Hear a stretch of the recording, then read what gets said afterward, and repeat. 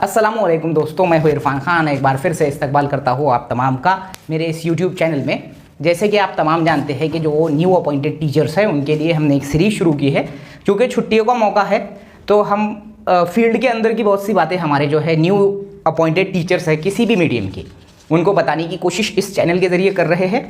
मैं पहले से ही बताते आ रहा हूँ कि जिनको इन चीज़ों का तजुर्बा है, जो ऑलरेडी दूसरी तरफ से ये तजुर्बात लेकर आ चुके हैं, उनको बताने की सलाहियत मैं नहीं रखता हूँ। जो न्यू अपॉइंटेड एकदम फ्रेशर है, जिन्होंने किसी भी तरीके का फील्ड का तजुर्बा, टेम्पोररी टीचर में आप ये जो चीज़ नहीं ले पाए और जो आपके हाथ में नहीं दी जाती, रिकॉर्ड मेंटेनिंग कहीं पर भी आपने किए होंगे, वो चीज़ यहाँ पर आपको, क्योंकि बहुत डिफरेंट है टेम्पोररी करना और परमानेंट जो है जेडपी, एनपी और नगर पालिका और मनपा में गवर्नमेंट टीचर का जॉब करना। ठीक है, प्राइमरी टीचर के हद तक जो काम आपकी जिम्मेदारी आएंगी इन फ्यूचर में, वो मैं बताने की इस वीडियो के जरिए कोशिश करूंगा। किसी भी तजुर्बेकार टीचर के लिए नहीं है, ये फ्रेशर्स के लिए मेरी पूरी सीरीज़ है। ठीक है, और इसके बाद में जून में आपके हाथ में ये तमाम चीज़ें आने वाली है। आप एकदम अभी अभी ज्वाइन हुए हैं और छुट्टियों का मौका है, इसलिए ये चीज़ें मैं बताने की कोशिश कर रहा हूँ। और मुझे इस बात की खुशी है कि मुझे ये शर्फ हासिल हो रहा है आप तक पहुँचने का, कि ये मालूमात आप तक मैं पहुँचा पाऊँ। क्योंकि एग्जाम की मालूमात देना, एग्जाम के पैटर्न्स बता देना, उसके वीडियोज़ बना लेना, इससे आगे भी मैंने ये चीज़ें, मैंने जैसे बोला कि आपके अपॉइंटमेंट तक मैं ये चीज़ें हर चीज़ आपको बताऊंगा और अपॉइंटमेंट के बाद भी। तो चलते शुरुआत करते हैं। आपको गौर से देखना है, इंपॉर्टेंट मैंने पॉइंट आज लाया हूँ। ज़्यादा से ज़्यादा मैं लंबा नहीं खींचूंगा, 10 मिनट में आप सिर्फ पूरा वीडियो देखिए, आपको इंशाल्लाह 100% फायदा होगा इस चीज़ का। हमारा टॉपिक है ऑनलाइन रिकॉर्ड्स, जो आपको आगे चल के ऑनलाइन जो है काम करना है। और जो MDM, जिसको हम मिड डे मील या शालेय पोषण आहार कहते हैं, उसके बारे में मैं आपको यहाँ मालूमात देना चाहूँगा। सबसे पहला पॉइंट है हमारा कि ऑनलाइन काम आपको किस तरीके के हो सकते हैं।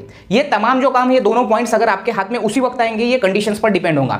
आपका स्टाफ बड़ा होगा, मोस्ट सीनियर टीचर आपके स्टाफ में होंगे, तो शायद ये आपके हाथ में वो देंगे as a new appointed teacher. लेकिन जहाँ आप ऐसे स्कूल पर गए हो जहाँ पर कमी है स्टाफ की, 2 ही टीचर है, आप अकेले ही आकर वहाँ पर जो है हो सकता है कि एक प्रभारी मुख्याध्यापक बन गए, तो ये चीज़ें आपको 100% काम आएंगी, जो मैं बताने की कोशिश कर रहा हूँ। 2-3 टीचर का स्टाफ है, 7 क्लासेस है, 8 क्लासेस है, तो आपको ये पूरे रिकॉर्ड मेंटेन करना ही होगा, सीखना ही होगा, भले ही आपको ना आता हो। ये आपकी जिम्मेदारी रहेंगी। सिर्फ टीचर नहीं है आप, प्राइमरी टीचर आप अगर महाराष्ट्र में बनते हैं तो आपको ऑलराउंडर बनना होगा। उसी नियत से मेरा ये वीडियो है। शुरुआत करते हैं। ऑनलाइन रिकॉर्ड्स में सबसे पहली चीज आपको फेस करनी होती है, जो आपके सामने नया नया होता है। ये तमाम चीजें एकदम अजीब सी लगती है हमको।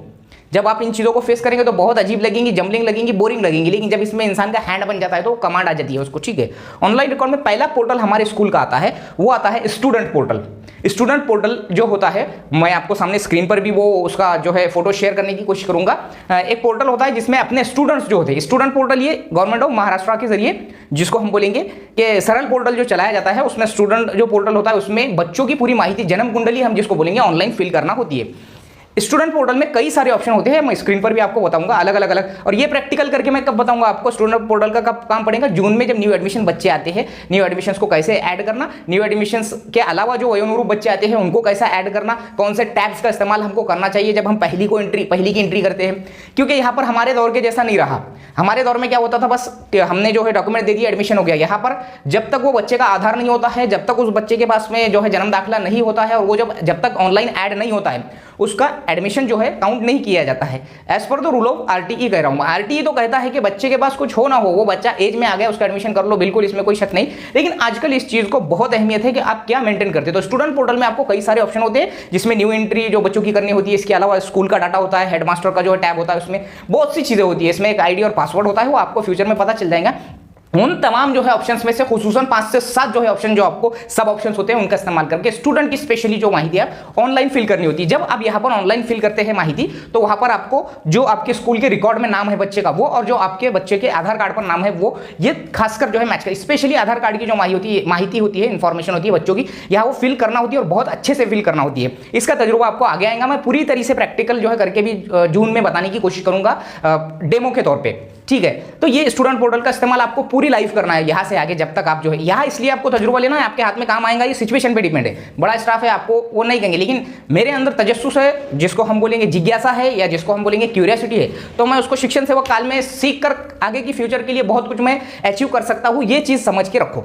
बहुत कुछ तुम्हारे लिए जो है अपॉर्चुनिटीज मिलती है ऑनलाइन काम जब तुम सीख जाते हैं। अगर तुम्हारा अभी से हैंड है तो बहुत अच्छी बात है, फ्यूचर में जिला परिषद में तो बहुत ज़्यादा अहमियत है इन चीज़ों को, ठीक है, एक टेक्निकल टीचर के तौर पे। उसके बाद में आता है ये पूरा महाराष्ट्र स्टेट का ये डाटा जो बच्चों का होता है हमारे, वो पूरा इस ऑनलाइन में फिल करना होता है। इसमें जो है हमारा स्कूल के रिकॉर्ड का नाम और आधार का नाम भी सेम टू सेम होना जरूरी है, ताकि इन फ्यूचर में जो है काफ़ी ज़्यादा तकलीफें होती है अगर मिसमैच रहा तो ये चीज़ें। बच्चों का आधार कार्ड कंपलसरी है और वो नहीं होने की वजह से बहुत तकलीफें हो सकती है, इसलिए ये चीज़ें यहाँ पर ऑनलाइन फिल करनी होती है। स्टूडेंट पोर्टल का इस्तेमाल बहुत कुछ है, मैं एक सामने थोड़ी सी फोटो बता दूंगा उसकी, ऐसा होता है स्टूडेंट पोर्टल बोलकर, ठीक है। इसके अलावा दूसरी बात है यूडाइस जो पोर्टल होता है, यूडाइस प्लस। यूडाइस के अंदर आपको जो ये यूडाइस जो होता है ये पूरे इंडिया लेवल का ये एक पोर्टल है, जिसमें आपको आरटी के अंडर में जितने बच्चे आते हैं, जिसको हम बोलेंगे 6 से 18 साल के, जो पहली से 12वीं तक के, इनका जो है पूरा डाटा इंडिया लेवल पर कलेक्ट किया जाता है सेंट्रल गवर्नमेंट ऑफ महाराष्ट्र या केंद्र सरकार के जरिए। इसमें जो है हमको डाटा ऐड करना होता है। अब जो डाटा हमने उधर भरा है, जिसको हम स्टूडेंट पोर्टल कहते हैं, वही डाटा सेम टू सेम जो है इधर हमको डालना होता है। अब मसला ये होता है कि हाँ, इसलिए मैं बोल रहा हूँ कि जब आप इन फ्यूचर में ये चीज़ों का सामना करेंगे तो आपको पता चलेगा कि हमारे बच्चों के अंदर जो है, स्पेशली जो है हमारे कम्युनिटी के अंदर उर्दू मीडियम में नेम मिस्टेक ज़्यादातर आधार पे वो अगले जो आधार कार्ड वाले जो है बनाने वाले कर लेते हैं। जैसा कि आज मैंने एक फेस किया जिसको हम बोलेंगे गुलाम अख्तर को उसने गुलाब अख्तर कर दिया। अब इसमें जो है ये गुलाब अख्तर डालना है, गुलाम अख्तर डालना, क्योंकि उसके जो जन्म दाखिले पर, उसके जो बर्थ सर्टिफिकेट पर उस बच्चे के गुलाम अख्तर साफ साफ था, लेकिन उसने जो आधार कार्ड पे मिस्टेक कर दिया, गुलाब अख्तर कर दिया। अब इसको अपडेट करवाना ये हमारी जिम्मेदारी है माँ बाप के जरिए। माँ बाप अगर ज्यादा आनाकानी कर रहे तो उनको फोर्स करना, बच्चे का पूरा डॉक्यूमेंटेशन क्लियर कराना, और फिर इनको ये जो पहली में एडमिशन आते हैं इनको न्यू टैब के जरिए हमको स्टूडेंट पोर्टल के जरिए वहां लेना। इसका फायदा ये होगा कि हम यूडाइस प्लस में फिर हमारा मिसमैच नहीं होगा, इधर कुछ और उधर कुछ हो गया तो फिर यूडाइस प्लस में वो मिसमैच होता है, फिर ये पूरा साल भर जो है तकलीफ होती है। तो यूडाइस पोर्टल में मोटी मोटी बात मैं बताऊंगा, पूरे भारत सरकार के जितने आरटी के अंडर में बच्चे आते हैं 6 से 18 साल के, चाहे वो किसी भी इंस्टीट्यूट के, प्राइवेट या गवर्नमेंट के, वो सब आते हैं और उनका पूरा डाटा कलेक्ट इंडिया लेवल पर होता है। ये बहुत इंपॉर्टेंट है यूडाइस प्लस। ये इसमें ये फिल करे बगैर जो है आपको चीजें जो है आगे की आपके स्कूल की होती नहीं है, और ये आपको सीनियर से सीखना है। स्पेशली ये तो मेरा वीडियो है, आपके सीनियर से हर चीज आपको 1 बाय 1 हर चीज सीखना है, चाहे वो लेडीज हो चाहे वो जेंट्स हो, ताकि फ्यूचर में जब तुम कभी मौका आ जाए पूरे कमान संभालने का, स्कूल की 1 शिक्षक की 2 शिक्षक की में तुम सीनियर बनने के बाद 4-5 साल के बाद, तो ये चीजें बहुत कम आएंगी। और हर वक्त में सवाल पूछना और ये चीज क्या है वो चीज क्या है ऑनलाइन रिकॉर्ड के बारे में पूछे तो हमको बहुत कुछ हासिल कर सकता है। यूट्यूब सबसे बड़ा जो है मास्टर है इस मामले में। अगर तुम देखेंगे तो यूट्यूब पे हजारों लाखों वीडियोज है इन चीजों के बारे में, उससे सीखना बहुत जरूरी। ये तमाम चीजें जो है मैंने जब लॉकडाउन का दौर था तो उसमें यूट्यूब के जरिए खुसूसन, और मेरे जो सीनियर्स थे उनको पूछ कर, जो कि मुझे ABCD भी पता नहीं थी इन चीजों की, ABCD मेरे जो 200 ऑन ड्यूटी थे उनसे पूछकर सैकड़ों बार उनको परेशान करना, अपने जो सीनियर टीचर्स थे उनको पूछकर। तो वो अब कैसा है, मेरे लाइफ में मुझे ज्यादातर जो है पोलाइट लोग मिले सीनियर टीचर्स, तो अपना पूछने का जो है अंदाज होता है और अपने को एक क्यूरियोसिटी होती है, इसलिए वो भी मुझे बहुत इंटरेस्ट से बताते गए। और यूट्यूब पर मैंने इतना कुछ सीख लिया कि जिसकी मुझे ई भी मालूम नहीं थी, ABCD हम जिसको बोलते हैं, जिस ऑनलाइन काम की और जिन रिकॉर्ड्स की। हमने डीएड में बहुत कुछ पढ़ लिया, डीएड में दुनिया के काम कर लिए होंगे हमने, लेकिन यहाँ प्रैक्टिकल वर्क में ये चीज़ें बहुत डिफरेंट होती है, ठीक है। पढ़ाई तो पढ़ाई कराना ही है, बच्चों को पढ़ाना तो 100% है, लेकिन प्राइमरी टीचर महाराष्ट्र में सिर्फ पढ़ाने के हद तक महदूद नहीं है, ठीक है। इसमें आधार मिसमैच, आधार अपडेट, ये जो चीज़ें हैं ये हमारी यहाँ पर यूडाइस पोर्टल और स्टूडेंट पोर्टल महाराष्ट्र का और इंडिया का जो है यहाँ पर इसके काम हमको करने होते हैं। आधार अपडेट कराना, आधार के मिसमैच निकालना, ये चीज़ें यहाँ पर होती है। गवर्नमेंट के जो डिफरेंट टाइप के ऐप आते हैं, आपको गवर्नमेंट कहती है कि इन ऐप का इस्तेमाल आपको करना है, पत्र के जरिए, आदेश के जरिए, परिपत्रक के जरिए, GR के जरिए आपको बहुत सी चीज़ें बताती है। जिसमें खुसूसन जो है मैं ऐप की बात करूंगा कि दीक्षा ऐप में क्या होता है, पूरा जो बाल भारती का जो सिलेबस होता है वो उसमें होता है ऑनलाइन तरीके से, तो उसका इस्तेमाल हम कर सकते हैं। उसमें पहली से लेकर तो 12वीं तक की तमाम किताबें होती है, ठीक है। उसमें वीडियोज होते हैं, उन किताबों की लिंक्स दी होती है और वो उनके तरीके से वो पढ़ाया गया होता है। ये हम बच्चों को स्क्रीन पर दिखा सकते हैं अगर अपने यहाँ LED LCD वगैरह कुछ है तो, या फिर हम मोबाइल के जरिए भी उनको बता सकते हैं। दीक्षा ऐप इंपॉर्टेंट है। संपर्क किट, एक संपर्क अभियान बोल के एक नया जो है गवर्नमेंट ने अभियान लाया है ये 1-2 सालों में, तो उसमें भी उन्होंने संपर्क का जो है ऐप, संपर्क की किट दी हुई है, उसका इस्तेमाल कर सकते हैं। ये नई चीज़ें मैं आपको बताने की कोशिश कर रहा हूँ, ये गवर्नमेंट की तरफ से। उसमें और हम बोलेंगे कि प्रहस्त बोलकर एक ऐप है, प्रहस्त यानी जो बच्चे डिसेबल है उन डिसेबल बच्चों की जो माहिती होती है प्रहस्त ऐप पर आपको अपने स्कूल में अगर कोई डिसेबल बच्चे हैं, दिव्यांग बच्चे हैं, तो उनकी माहिती उस पर अपलोड करनी होती है ऑनलाइन तरीके से। रीड टू मी ऐप है गवर्नमेंट के जरिए, 2-4-3 साल पहले 2021 से रीड टू मी के बारे में या 2020 से आ रहा है, वो अपने पास रखना होता है। इसके अलावा आपको एक्सेल शीट बनाना, पावर पॉइंट के प्रेजेंटेशन बनाना और वर्ड फाइल्स बनाना, ये चीज़ें आप अगर आप सीखते हैं, अगर आपका MSc नहीं हुआ तो पहली फुर्सत में MSc कीजिए। MSc नहीं भी हुआ है वो जब करेंगे तो करेंगे, उसके अलावा भी आपको वो तो करना कंपलसरी है।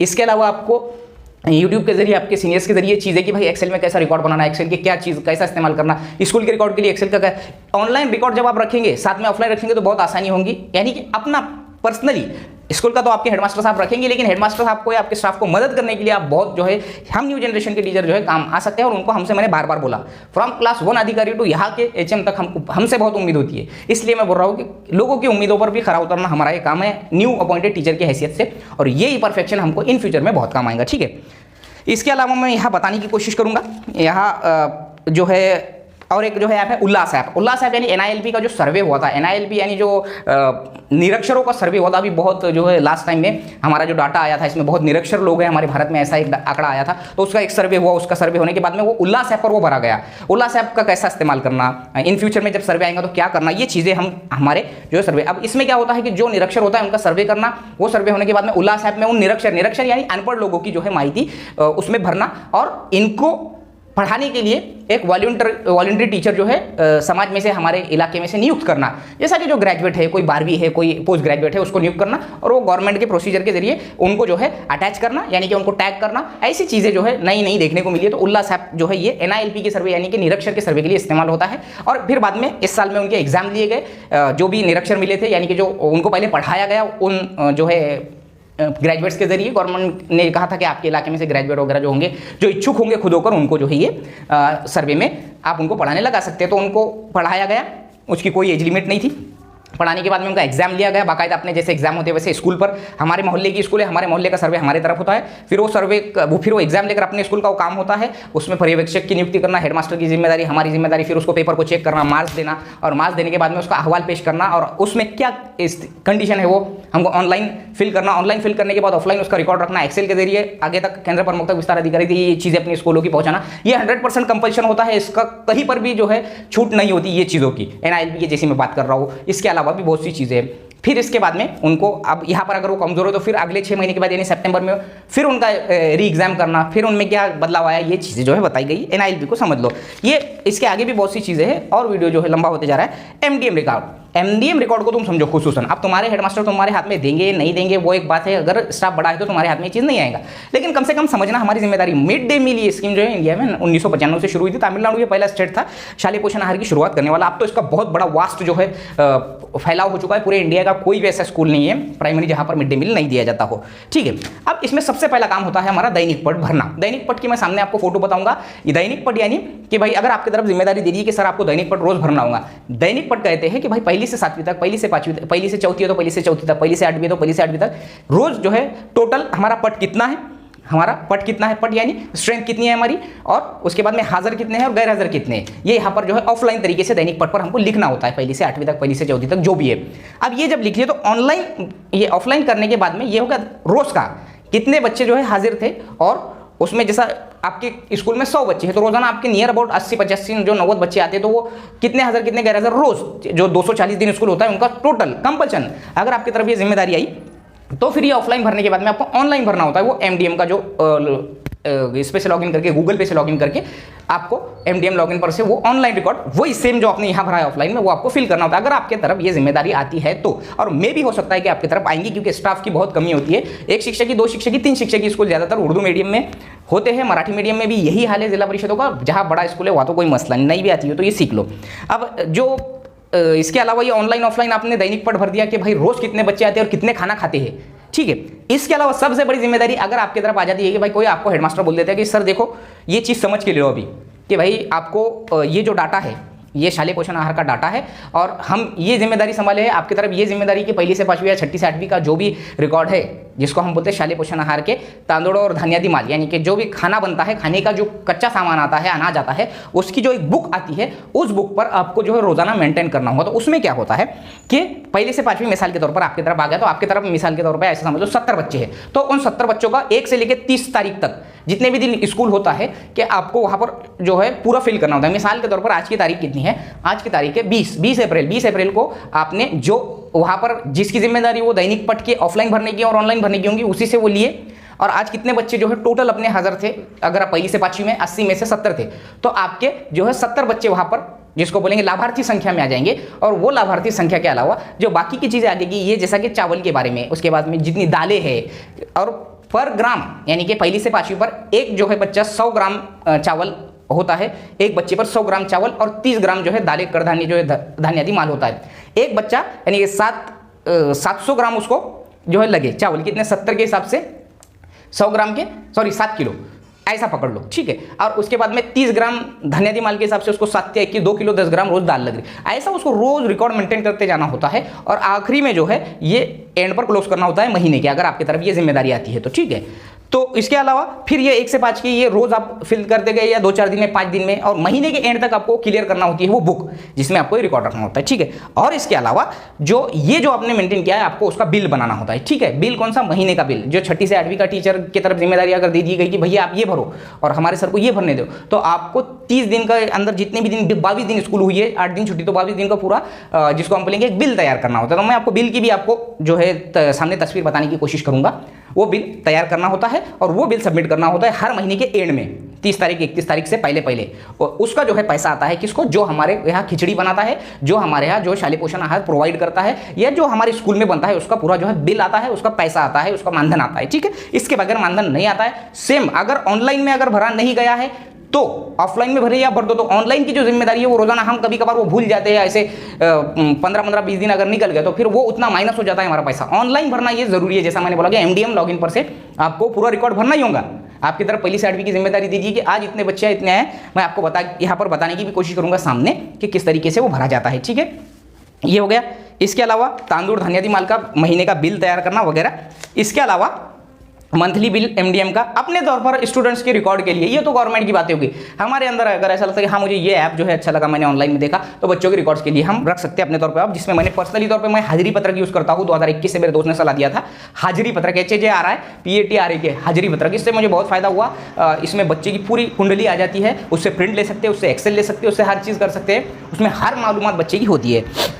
उसके अलावा हाजिरी पत्रक के अलावा मैं ये यूज़ करता हूँ। उसके अलावा तुम बहुत से BMI ऐप का इस्तेमाल करना, बच्चों का BMI चेक करने के लिए, वजन चेक करने के लिए, छोटी छोटी कहानियों के ऐप्स जो है उर्दू में, इंग्लिश में, मराठी में जो होते हैं, ये ऐप्स का इस्तेमाल करना।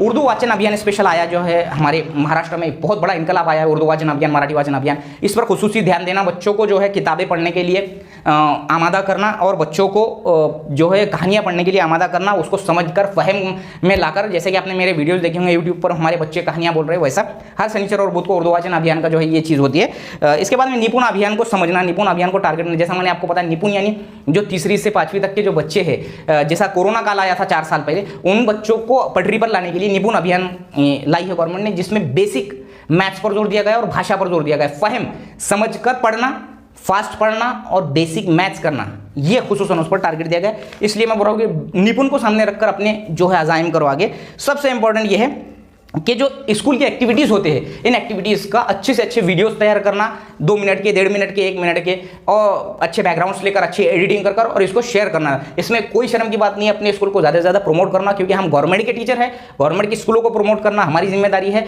और बड़ी बड़ी बातों से सबसे पहली बात बचना। मैं आखिरी में यही बोलूँगा और हरदम यही बोलता हूँ, बड़ी बातों से, बड़े बातें करने से हमेशा से बचना। हमको ऐसा लगता है इंसानी फितरत है, जब भी वो किसी फील्ड में उबूरियत हासिल कर लेता है तो 7वें आसमान पर होता है। तो ये चीज़ से कतई हम जो है बचते रहे, कतई हम इसमें इन्वॉल्व नहीं होना। बड़ी बात करने से, अपने आप को ज़्यादा स्मार्ट साबित करने से, क्योंकि हमसे कई स्मार्ट जो है महारथी इस दुनिया में है, ये हमको समझकर चलना होगा। अब वो चला गया कि भाई मैंने 140 मार्क लिया, मैं बोल रहा कि 80 मार्क वाला भी अब तुम्हारे बराबर है फील्ड में, प्रैक्टिकल में, ठीक है। तो एक्टिविटीज़ के वीडियोस तैयार करना और उसको अच्छे से अच्छे रिप्रेजेंट करना, ठीक है। तो ये वीडियो और लंबा हो चुका है, लेकिन पूरा वीडियो देखिए। वीडियो अच्छा लगे तो लाइक कमेंट शेयर जरूर कीजिए। थोड़ा फास्ट लगेगा, अब एडिटिंग में मैं इसको फास्ट कर दूंगा, यानी कि इसकी जो मेरा बोलने की स्पीड को फास्ट कर दूंगा, वो आप समझ के ले लीजिए, क्योंकि वीडियो बहुत लेंदी हो चुका है। वीडियो अच्छा लगे तो लाइक कमेंट शेयर जरूर करिए। फ्रेशर्स को मेरी वीडियोस कैसे लग रहे हैं जरूर बताइए। मिलेंगे अगले वीडियो में अच्छी मालूमात के साथ। अस्सलाम वालेकुम।